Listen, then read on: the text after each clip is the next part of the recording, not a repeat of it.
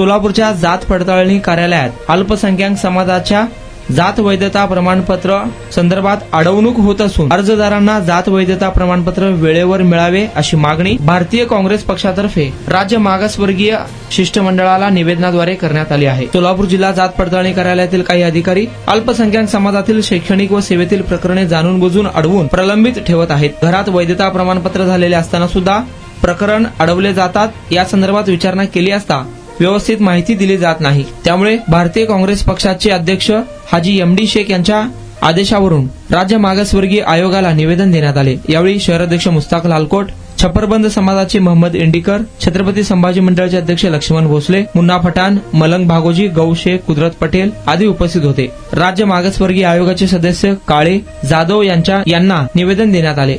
अल्पसंख्याक समाजातील अर्जदारांचे जात वैधता प्रमाणपत्र वेळेवर मिळावे अशी मागणी यावेळी राज्य मागासवर्गीय शिष्टमंडळाकडे करण्यात आली आहे।